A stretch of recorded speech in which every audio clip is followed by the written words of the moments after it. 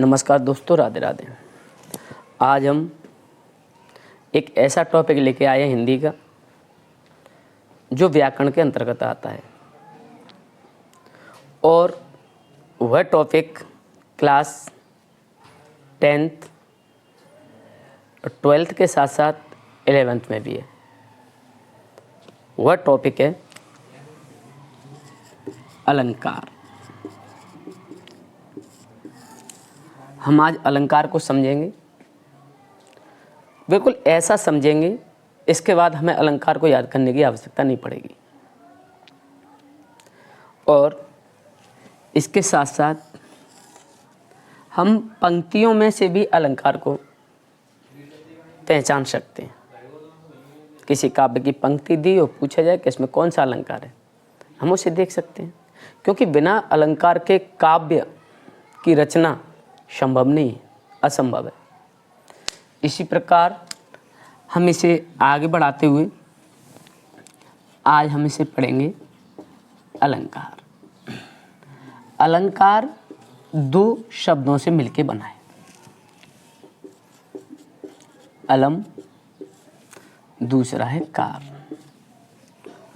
अर्थात इसे हम ऐसे भी लिख सकते हैं,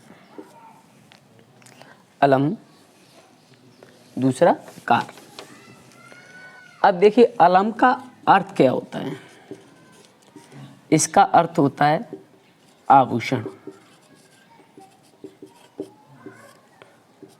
आभूषण मतलब शोभा। इसका मतलब होता है करने वाला। तो अलंकार का अर्थ हुआ शोभा करने वाला, अर्थात बढ़ाने वाला। शोभा बढ़ाने वाले को ही हम क्या कहते हैं? आभूषण कहते हैं। जिस प्रकार से आभूषणों से या गहनों से स्त्री या पुरुष की शोभा बढ़ती है, उसके शरीर में सुंदरता आती है, उसी प्रकार हम लें तो क्या होगा? काव्य। काव्य में सुंदरता बढ़ाने के लिए या काव्य को सुंदर बनाने के लिए हमें जिस प्रकार हमें आभूषणों की आवश्यकता स्त्री और पुरुष के लिए पड़ती है, उसी प्रकार हम काव्य में सुंदरता बढ़ाने के लिए जिन तत्वों की आवश्यकता पड़ती है उन्हें अलंकार कहा जाता है। अर्थात हम इसके अर्थ की चर्चा करें तो ये होगा काव्य में सुंदरता बढ़ाने वाले तत्वों को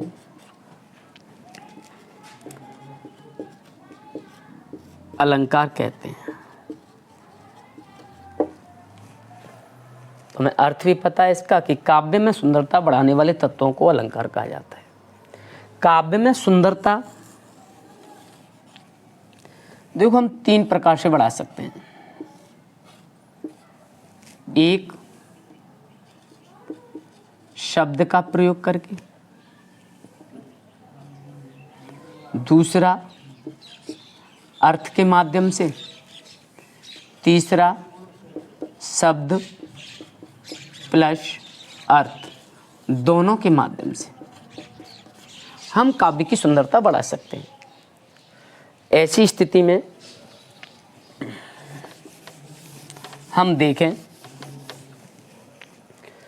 तो होगा कि अलंकार के प्रकार, अलंकार के प्रकार मान लो, या फिर हम इसे ऐसे भी कह सकते हैं कि काव्य में किस किस माध्यम से उसकी सुंदरता बढ़ाई जा सकती है।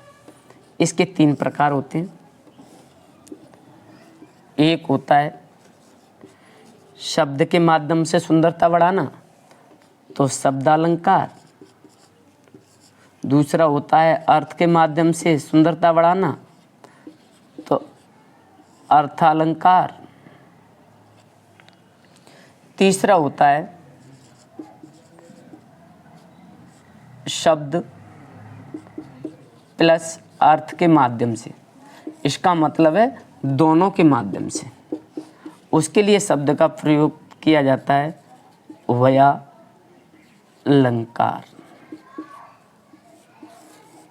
तो हमने देखे शब्दालंकार, अर्थालंकार, उभयालंकार। अलंकारों को हम 3 श्रेणी में रख सकते हैं, या 3 श्रेणी में अलंकार को रखा जाता है। नंबर 1 शब्दालंकार, अर्था और उभय। तो आप इनको पहले ही समझ गए। अर्थालंकार क्या होता है? ऐसा अलंकार जो काव्य में शब्द के प्रयोग से या शब्दों के माध्यम से उसकी सुंदरता बढ़ाने का कार्य करता है। अर्थात शब्द के माध्यम से उस काव्य की सुंदरता बढ़ाई जाती है, वह शब्दालंकार होगा। अर्थालंकार क्या होगा? अर्थालंकार होता है जहाँ काव्य में अर्थ के माध्यम से उसकी सुंदरता बढ़ाई जाती है। उभयालंकार ऐसा काव्य जिसमें शब्द के माध्यम से भी और अर्थ के माध्यम से भी सुंदरता बढ़ाई जाए, वहाँ पर हम उसे उभयालंकार की संज्ञा दे देते हैं। अब देखिए, इनका क्षेत्र तो बहुत व्यापक है, लेकिन एनसीईआरटी में और आरवीएसई में इन सब में कुछ अलंकारों का वर्णन किया है। अर्थात पाठ्यक्रम में कुछ अलंकार दिए गए हैं, उनकी हम चर्चा करेंगे। उम्मीद करता हूँ कि आपके समझ में आया होगा। अभी आपने देखो, हम किताबी डेफिनेशन भी समझेंगे, किताबों के माध्यम से उसकी परिभाषा समझेंगे, और अपने देसी अंदाज में भी उसकी परिभाषा समझेंगे कि इसका मतलब क्या होता है, कैसे समझे हम उन्हें। हमने बहुत सारे पढ़े अलंकार, ये होता है वो होता है ऐसे, लेकिन अपनी भाषा में भी समझेंगे इसे। सबसे पहले हम बात करते हैं अनुप्रास अलंकार।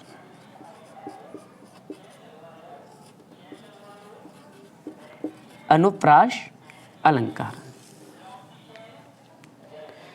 एक ऐसा अलंकार होता है जिसके बिना किसी भी काव्य की रचना लगभग असंभव सा होता है।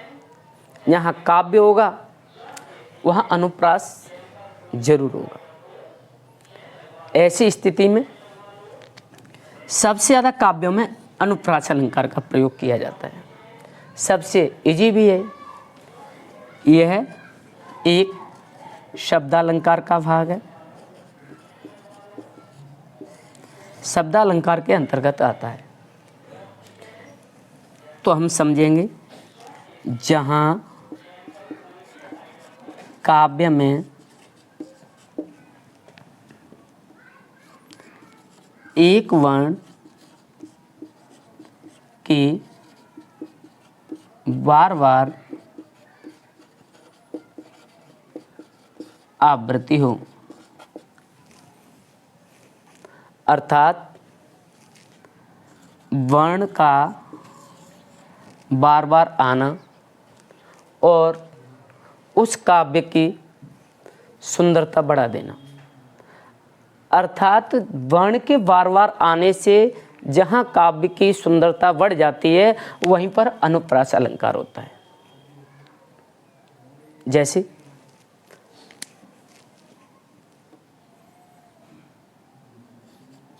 भगवान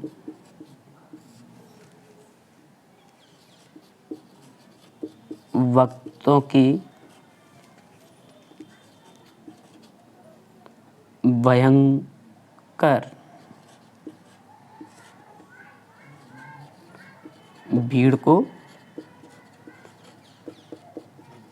भगाइए।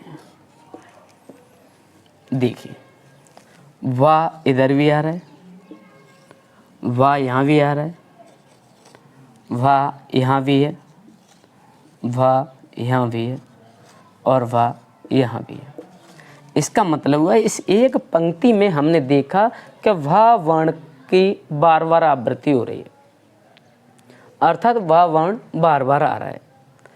तो यहाँ पर एक वर्ण के बार बार आने से उसकी सुंदरता बढ़ जाना, अर्थात उस काव्य की सुंदरता बढ़ जाना अनुप्रास अलंकार होता है। कि ये सर हमने किताबों में बहुत बार पढ़ा है, कोई भी उठा के ले लो, जितने भी सारे गीत हैं, पद हैं, दोहा हैं, छंद हैं, ये सारे अलंकार युक्त होते हैं। जैसे आपको याद होगा, चंदू की चाची ने चंदू के चाचा को चांदनी रात में चांदी की चम्मच से चटनी चटाई, ये भी इसी अलंकार का उदाहरण है। ऐसे चंदू की चाची ने चंदू के चाचा को चांदनी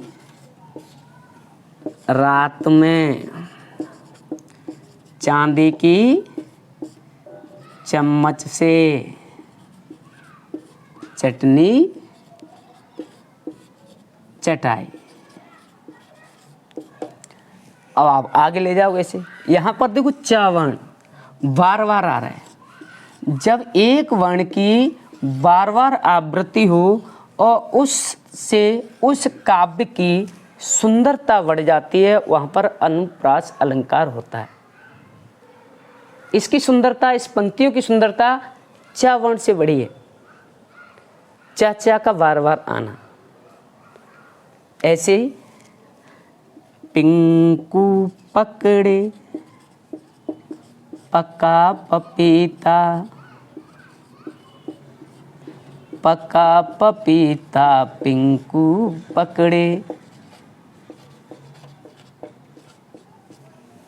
तो यहाँ भी पा रहा है, यहाँ पा रहा है, यहाँ पा रहा है, यहाँ पा रहा है, ये सब अनुप्रास अलंकार के उदाहरण हैं। आप इसे आगे ले जाओगे, क्या कहोगे? चंदू की चाची ने चंदू के चाचा को चांदनी रात में चांदी की चम्मच से चटनी चटाई। कितना मुश्किल है गाना, जरा गा के सुनाना। पिंकू पकड़े पका पपीता। उसमें थोड़ा बार बार बोलने से, जल्दी जल्दी बोलने से, ये एक मूवी का गाना भी है, लेकिन वहाँ पर अलंकार है। इससे हम समझे कि एक वर्ण की बार बार आवृत्ति होने से हमारा अलंकार होता है अनुप्रास। आप उम्मीद है कि अलंकार में आपको अनुप्रास समझ में आया होगा। अब हम दूसरे अलंकार की बात करते हैं। दूसरे अलंकार की बात करेंगे, वह अलंकार होगा यमक अलंकार। यमक अलंकार, ये अलंकार जो अनुप्रास आपने पढ़ा, वहाँ एक से ऐसे भगवान के भक्त, इसमें भी अलंकार है। वह एक से अधिक बार आवृत्ति होने पर भी अनुप्रास होगा। हम पढ़ेंगे यमक अलंकार। यमक अलंकार हम पढ़ेंगे। देखिए, ये भी एक शब्दालंकार का भेद है। शब्दालंकार, अब इसे देखेंगे। यमक, इसमें हमें क्या देखना है? अभी हमने पढ़ा एक वर्ण की बार बार आवृत्ति आना। अब हम पढ़ेंगे जहां एक शब्द की बार बार आवृत्ति हो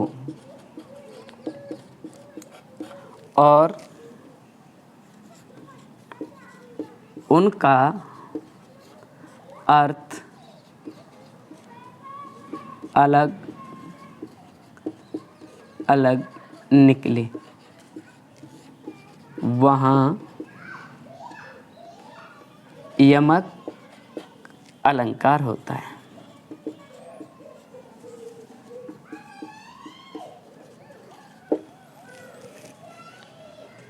वहाँ यमक अलंकार होता है।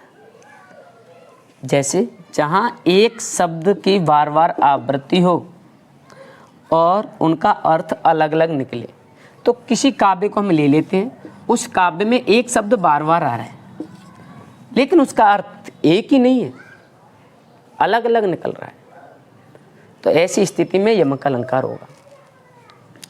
जैसे उदाहरण से समझते हम, उदाहरण से हम यदि यमक अलंकार को समझें तो देखिए,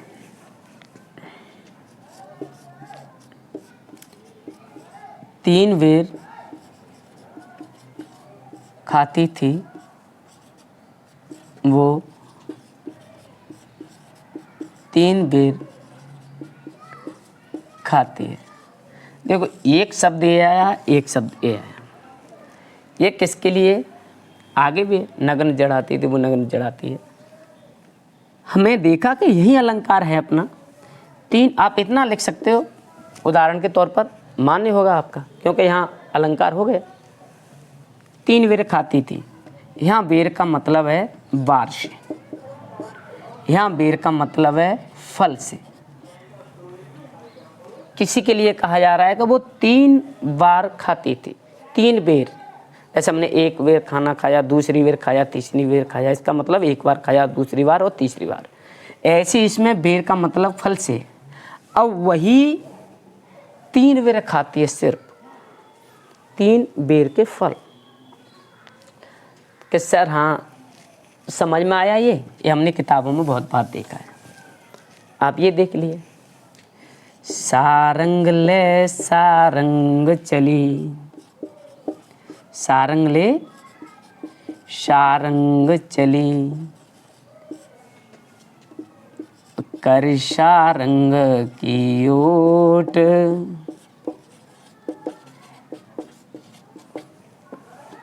सारंग ढीलो पड़ गयो, सारंग ढीलो पड़ गयो और सारंग कर गयो चोट।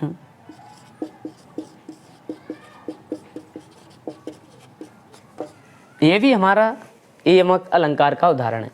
सारंग ले सारंग चली, करी सारंग की ओट और सारंग ढीलो पड़ गयो, सारंग कर गयो चोट। इसका मतलब है एक सारंग यहाँ आ रहा है, एक सारंग ये है, एक सारंग ये है, ये है और एक सारंग ए। सारंग एक शब्द है, इस शब्द की बार बार आवृत्ति हो रही है लेकिन अर्थ समान नहीं आ रहा। हर बार सारंग का अर्थ एक ही नहीं है, भिन्न आ रहा है। तो ऐसी स्थिति में यमक अलंकार होगा। जैसे पहले सारंग का मतलब हुआ सारंग ले सारंग चली, इसमें है सारंग माने एक स्त्री और दीपक लेके जाती है, तो एक दीपक के लिए सारंग आया है और स्त्री के लिए सारंग आया है। जैसे सारंग ले सारंग चली, पहले सारंग का मतलब है दीपक, दीपक को लेकर के सारंग जाती है, कर सारंग की ओट। अब वह तीसरे सारंग का अर्थ होता है उसका साड़ी का पल्लू, वह पल्लू से ओट कर लेती है दीपक की। सारंग ढीलो पड़ गयो और उसका पल्लू है वो थोड़ा ढीला पड़ जाता है, तो सारंग करे गयो चोट। इस सारंग का मतलब है हवा से, और हवा तब तक आ जाती है और उसमें प्रवेश कर जाती है और दीपक को बुझा देती है। कई जगह इस सारंग का मतलब फिर दीपक से लिया जाता है, क्योंकि जैसे पल्लू उसका ढीला पड़ा और दीपक पर जाकर रख गया। तो ऐसी स्थिति में क्या होता है कि सारंग करेगा चोट, अर्थात वो उसके पल्लू को जला देता है। उम्मीद करता हूँ समझ में आ गया होगा। नहीं तो एक उदाहरण हम और देखते हैं। कनक कनक से, कनक कनक से शौगुनी मादकता हदकाए, एक पाए बोराए तो एक देख बोराए, कहने का मतलब ये है, देखो कनक कनक से सगुनी, यहाँ पहले कनक का मतलब है कनक कनक से सगुनी, मादकता अधिक है, एक पाए बोरा है, कहने का मतलब है एक पाए बोरा है तो एक खाए बोरा है। यहाँ पर स्वर्ण, कहने का मतलब सोना, एक का मतलब है धतूरा। जिसमें खाने की बात आ रही है वहाँ धतूरा, धतूरा एक जहरीली वृक्ष का एक जहरीला फल होता है। धतूरे का यदि हम सेवन कर लेते हैं तो नशा हो जाता है, जहर शरीर में फैल जाता है, तो आदमी क्या करता है, बौरा जाता है, तो पागलपन सवार हो जाता है उस पर। तो धतूरे को खाकर के पागलपन सवार होता है। ऐसे ही यदि किसी व्यक्ति पर सोना वह प्राप्त ही कर लेता है, अगर उसे पा जाता है, कहने का मतलब उस पर आ जाता है सोना, तो वह भी बोरा जाता है, उस पर भी पागलपन सवार हो जाता है। इसके बाद एक उदाहरण और देखिए, सारंग ले सारंग चली,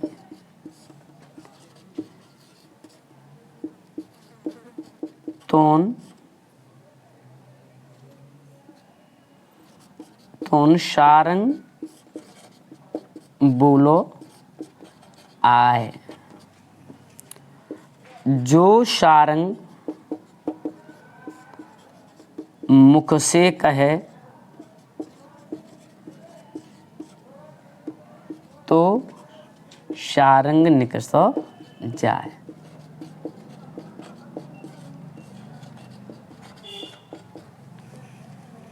निकसो जाए, सारंग ले सारंग चली।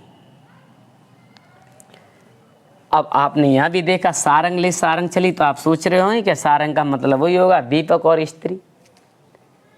यहाँ सारंग का मतलब देखिए, सारंग ले सारंग चली, तन सारंग बोलो आए, जो सारंग मुख से कहे सारंग निकसो जाए, सारंग निकसो जाए।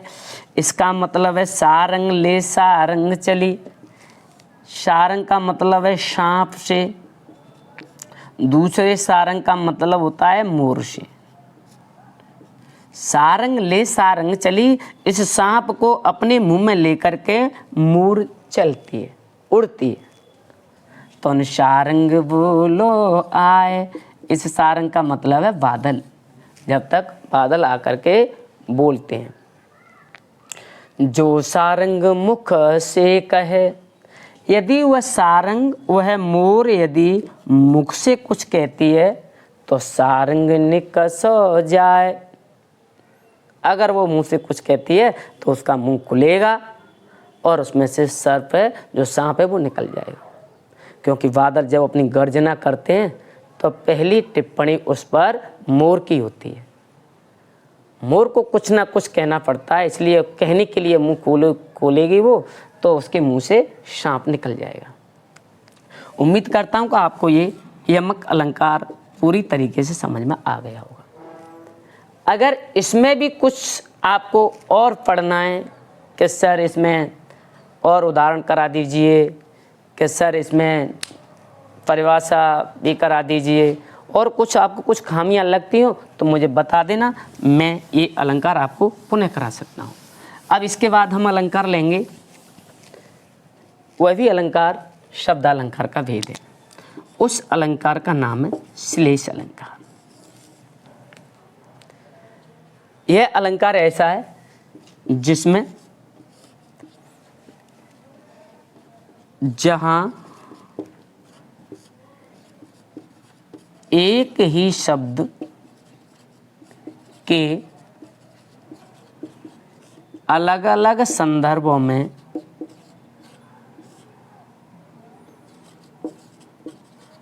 अलग अलग अर्थ निकाले जाएं। अभी हमने पढ़ा शब्द एक होगा, बार बार आएगा वही शब्द, लेकिन उसका अर्थ अलग अलग निकलेगा, भिन्न होगा। अब हम पढ़ रहे हैं कि शब्द एक ही होगा, उसी एक शब्द के अलग अलग अर्थ निकाले जाएंगे, वह भी कैसे? अलग संदर्भों में। कैसे? समझिए।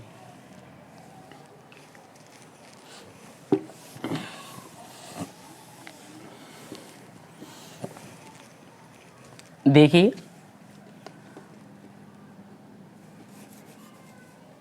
रहीम जी का एक दोहा है, रहीमन पानी राखिए, बिन पानी सब सून,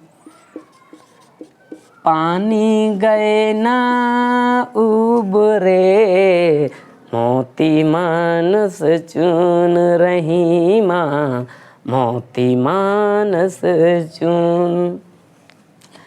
रहमन पानी राखिए, बिन पानी सब सून,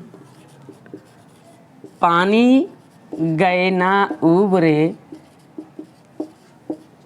मोती मानस चून।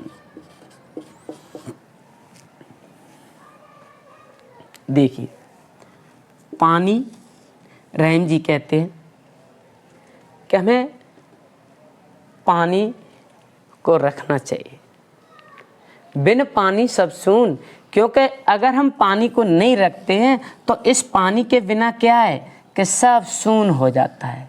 सून का मतलब होता है कुछ भी नहीं।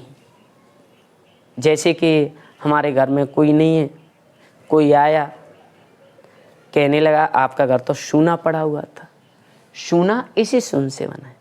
सूना का मतलब उस घर में कोई नहीं था। तो रहीम जी कहते हैं पानी रखिए, बिन पानी के सब सूने, कुछ भी नहीं है। पानी गए ना उबरे, यदि पानी चला जाता है और पानी नहीं रहता है तो फिर हमारे पास भी कुछ नहीं रहता।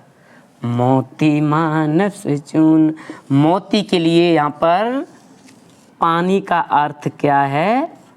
मोती के लिए, मोती के संदर्भ में है चमक।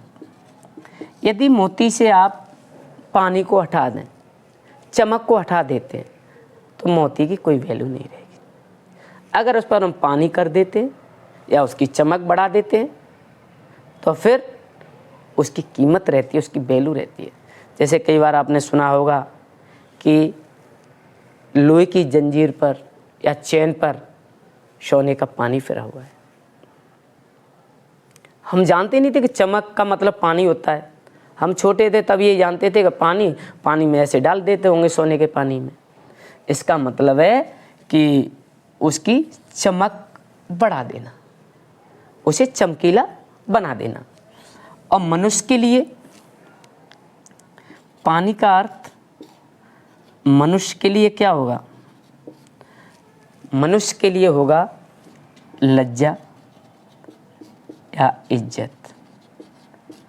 जैसे आपने कई बार सुना होगा कि तेरी आंखों में बिल्कुल पानी नहीं है, अर्थात तेरी आंखों में बिल्कुल शर्म नहीं है, बिल्कुल लज्जा नहीं है, बिल्कुल इज्जत नहीं है। जिस आदमी के अंदर या जिस आदमी के आंखों में पानी नहीं है, अर्थात शर्म नहीं है, वह मनुष्य कहलाने का हकदार नहीं है। तो क्योंकि ये सब चीज़ें निकल जाती हैं तो फिर मनुष्य की कोई वैल्यू नहीं रहती। चून के संदर्भ में देखेंगे, चून का मतलब होता है यहाँ आटे से आटा, पानी से देखिए यहाँ पर है जल। यदि आटे में जल नहीं डाला गया तो फिर रोटी कैसे बनेगी? तो इसका मतलब है चून के लिए पानी की बहुत आवश्यकता होती है। बिना उसके वह खाना नहीं बना सकता, अर्थात रोटी नहीं बना सकता। बस एक विकल्प हो सकता है कि हम उसकी पंजीरी बनाकर खा सकते हैं। पंजीरी क्या होती है? सूखे आटे को उसमें चीनी फीनी मिला करके या बूरा चीनी जो भी होता है, हम ये हम कितने दिन तक कर सकते हैं। फिर उसे भूंजा जाएगा, भून करके फिर उसमें मिलाएंगे हम चीनी या जो भी है बूरा है हम मिला लेते हैं। अब इससे काम थोड़ी चलेगा, मनुष्य के लिए तो रोटी खाना बहुत ज़रूरी है। तो इसलिए आटे के लिए या चून के लिए जल का होना ज़रूरी है। बिना जल के उसकी कोई वैल्यू नहीं रहती। इसी प्रकार मैं आपसे उम्मीद करता हूँ कि आज हमारी क्लास में 3 अलंकारों पर चर्चा हुई, जिसमें एक तो अनुप्रास अलंकार था, एक इसमें यमक अलंकार था, एक श्लेष अलंकार था। अब मैं आपको अगली क्लास में जितने भी 10th और 12th में अलंकार दिए गए हैं उन सब की चर्चा करूंगा और अगली क्लास लेकर के आऊँगा। और जाते समय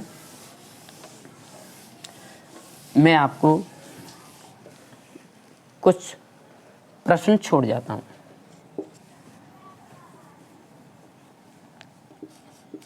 जैसे मन की मन ही मांझ रही, पंक्ति में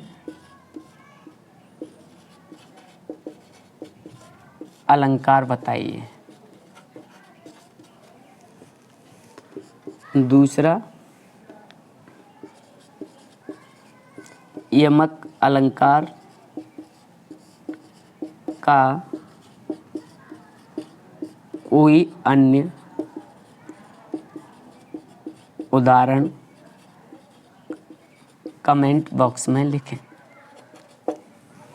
हमने ये समझे, हमने ये जाना। बार बार शब्द के आने से उसकी सुंदरता बढ़ती है। मैं आपके लिए एक प्रश्न छोड़ के जा रहा हूँ, उसमें भी कोशिश करें अलंकार है या अलंकार नहीं है। अलंकार है तो कौन सा है? नजर को नजर की नजर से ना देखो, नजर को नजर की नजर लग जाएगी, नजर को नजर की नजर लग गई तो नजर भी नजर के नजर नहीं आएगी। एक शब्द बार बार आ रहा है। अब आपको ये तय करना है कि इसमें अलंकार है भी या नहीं है। अलंकार है तो कौन सा है? मैं फिर से दोहरा देता हूँ। नजर को नजर की नजर से ना देखो, नजर को नजर की नजर लग जाएगी, नजर को नजर की नजर लग गई तो नजर भी नजर के नजर नहीं आएगी।